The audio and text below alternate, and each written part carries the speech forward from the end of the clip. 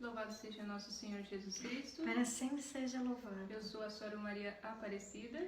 Eu, Sora Maria Francisca. Nós agradecemos imensamente o convite dos missionários leigos redentoristas da cidade de Campos, aqui no estado do Rio, para estar falando um pouquinho sobre a espiritualidade redentorista e de modo especial sobre a vida e sobre a obra da nossa querida Beata Madre Maria Celeste. Ela recebera na pia batismal o nome de Júlia, né? Seus pais eram muito piedosos, né? Católicos praticantes, e a ensinaram toda a piedade cristã, o catecismo, e também a vida dos santos. Tudo isso gerou muitos bons frutos na alma da pequena Júlia, porque, como ela mesma conta na sua autobiografia, ela desde criança ela desejava saber as coisas de Deus, né? Seus pais não deixavam ela ter contato com as coisas do mundo, então ela só realmente buscava as coisas de Deus. Ela, como tinha uma inteligência muito viva, ela percebia que Deus a chamava interiormente. Então, desde criancinha, ela, como ela mesma fala, elevava seus suspiros amorosos a Deus. Porém, quando ela chegou na idade de 9 anos, ela começou a conviver com algumas empregadas da casa que tinham inclinações à vida mundana. Essas empregadas começaram a contar à pequena Júlia algumas misérias do mundo, algumas notícias do mundo. E a pequena Júlia, que até então nem sabia dessas coisas, começou a se interessar por essas coisas. Só que ela sentia muitos escrúpulos de consciência, porque, como eu disse, a inteligência dela era muito viva, então ela percebia que Deus a repreendia interiormente.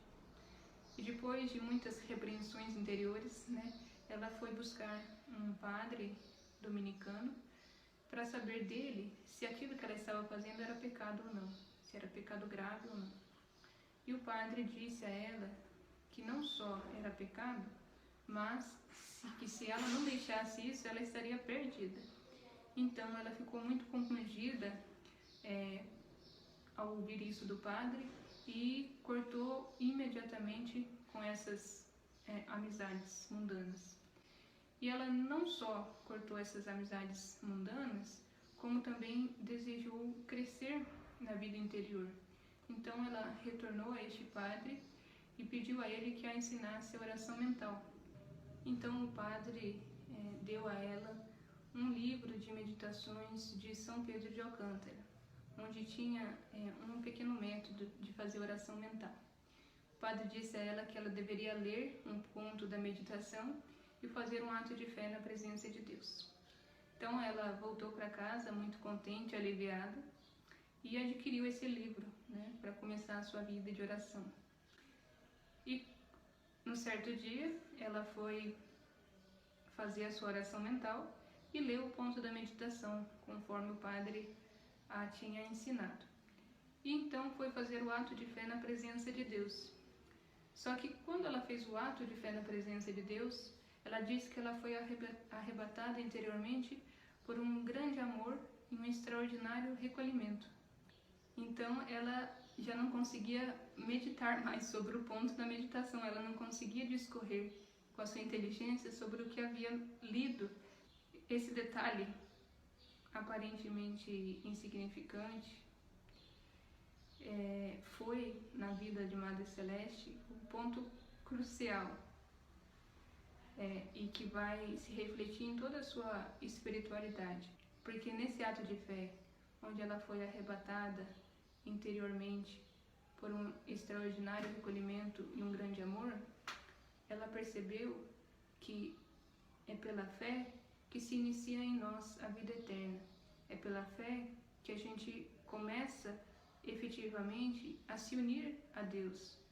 Algum tempo depois, a sua irmã desejou entrar no Carmelo e a Júlia pediu à sua mãe que a levasse também. Estando no Carmelo, quando a irmã ficou, a madre perguntou a Júlia: "Você também não quer ficar, não?" E ela acendeu o desejo da superiora e pediu à mãe que pedisse ao pai, porque ela estava ali para visitar o Carmelo, não para ficar. E a mãe falou com ela que pediria, e se ele não desse a autorização, que a viria buscar. Mas só que o pai dela, como era um homem muito piedoso, deixou que as duas filhas ficassem. Estando muito feliz ali, Nosso Senhor pediu a ela um sacrifício, porque como era uma propriedade feudal, o mosteiro, a senhora ela mandava e desmandava. Então o bispo achou melhor que desfizesse a comunidade. Então ela comunicou com o bispo que tinha feito o último retiro da comunidade, Dom Falcoia. Então ele chamou que ela fosse para um conservatório de moças que esperavam fazer uma fundação da visitação. Então ela foi para lá com mais uma irmã que tinha entrado depois dela. Então eram 3 irmãs Costa-Rosa.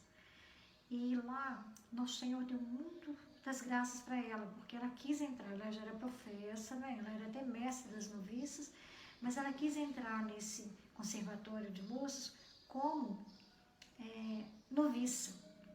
Então, quando ela estava 6 meses nesse conservatório, Nosso Senhor falou para ela que desejava dar para ela a nossa regra e que ela preparasse. Então, ela entrou em contato com a mestra permitiu, né, porque ela não tinha o confessor sempre presente, que era o padre Falcoia.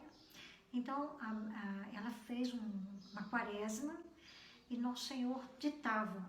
Essa regra que a Madre Maria Celeste recebeu de Deus, ela foi escrita em primeira pessoa, como se o Eterno Pai mesmo estivesse dizendo, né, o conteúdo da regra.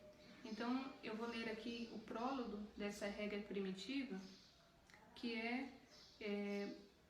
o ápice, vamos dizer assim, da nossa espiritualidade. No prólogo desta regra está descrito o que realmente uma redentorista deve ser, né? Diz o Eterno Pai: com desejo ardente desejei dar ao mundo o meu espírito e comunicá-lo às minhas criaturas racionais para viver com elas e nelas até o fim do mundo.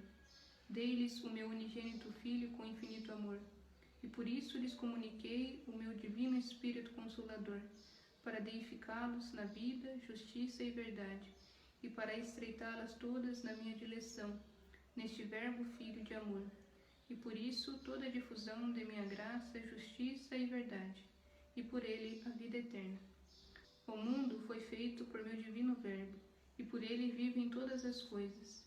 Nele está a vida, e ele é ser e vida de todas as coisas que são feitas, e todos são nele vida de amor e de dileção, por ele e em mim mesmo.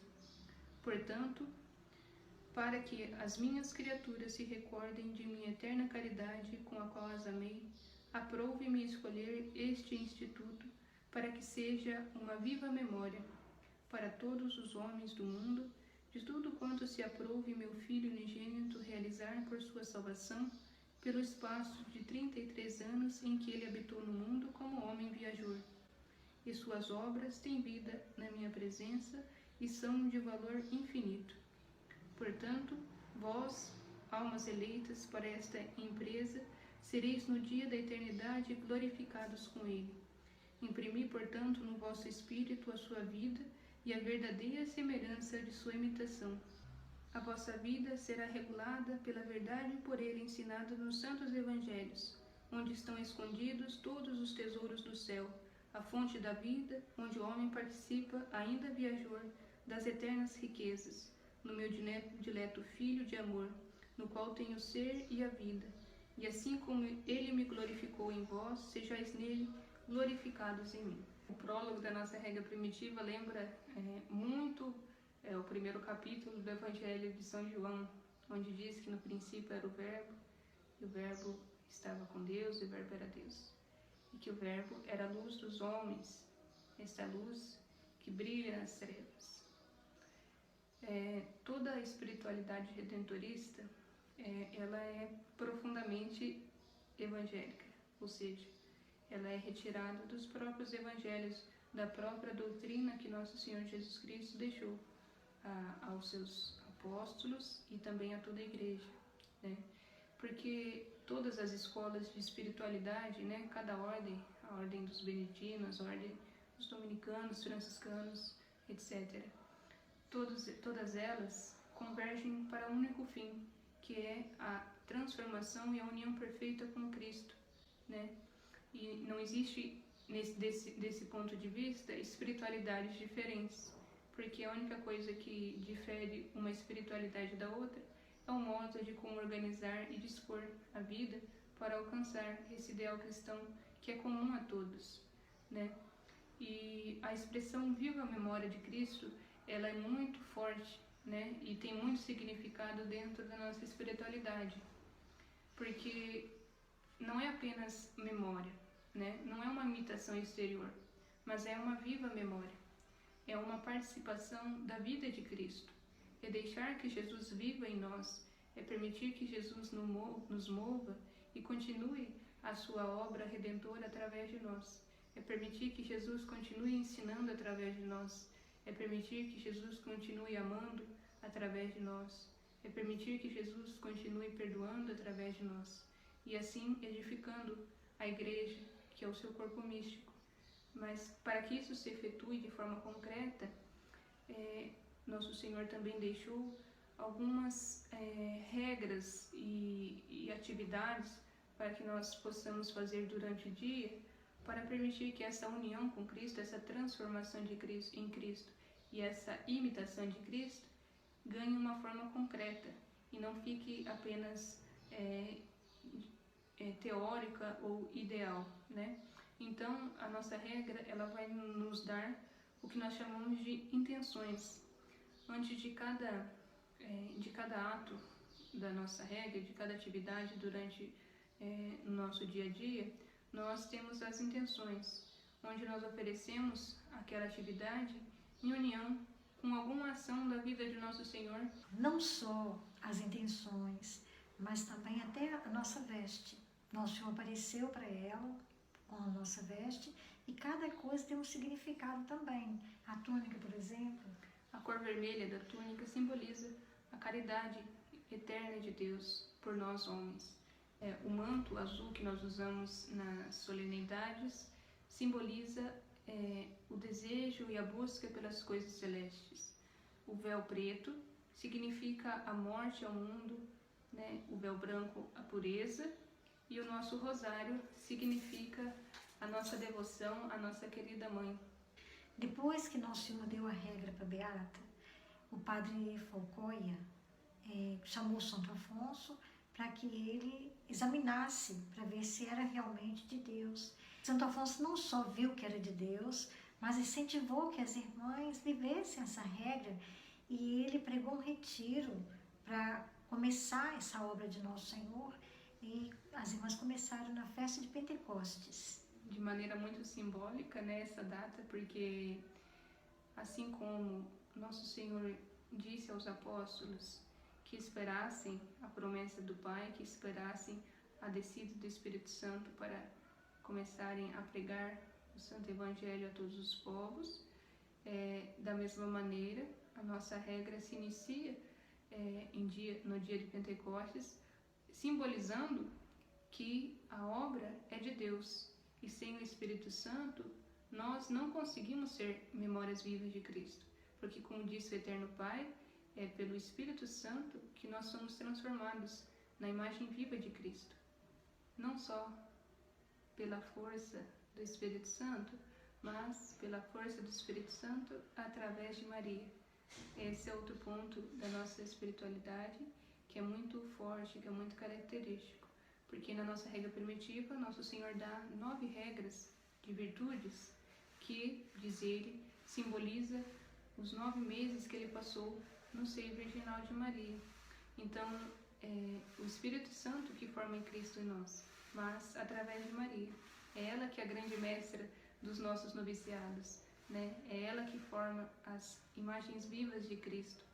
Nosso Senhor não deu só a nossa regra para a gente, mas deu também a da congregação dos padres redentoristas. E assim Santo Afonso pôde começar. No próprio mosteiro de Scala tinha umas casas que eram propriedade do mosteiro. Lá ele fundou a congregação também. Passado um tempo, o padre Falcoia, ele começou a duvidar de ser de Deus a revelação da Beata. E com isso gerou muitos atritos. E a Beata foi expulsa do próprio convento pelas irmãs. E o Santo Afonso não estava presente, porque o Santo Afonso disse que se ele estivesse ali, não teria acontecido como aconteceu. Então ela foi para Foggia e lá ela começou a viver como Nosso Senhor tinha pedido, distante da orientação do Padre Folcoia.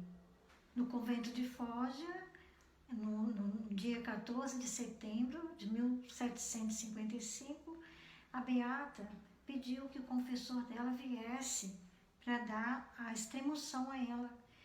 E depois que ele deu a extremunção, deu a comunhão a ela em forma de viático, ela pediu que ele lesse o Evangelho de São João, na Paixão de Nosso Senhor.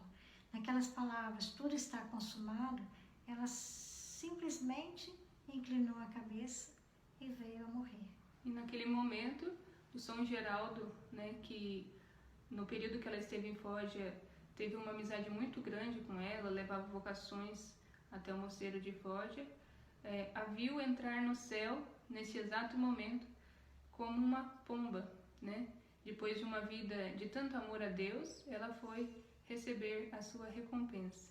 E por fim, gostaríamos de deixar um recado a todas as jovens que aspiram à vida religiosa, de modo especial à vida de monja redentorista. Não tenham medo de dizer sim a Nosso Senhor, porque, como disse o Papa Bento XVI, quem dá tudo para Jesus não perde nada, mas ganha tudo, porque Ele é a única coisa que importa. A união com Ele é a única coisa que permanece. E tudo nessa vida passa. O dinheiro, a família, os amigos, os prazeres, tudo passa. E Jesus é que é a nossa vida, que se inicia, a nossa vida de união com Deus se inicia aqui, para durar durante toda a eternidade no céu. Louvado seja nosso Senhor Jesus Cristo. Para sempre seja louvado.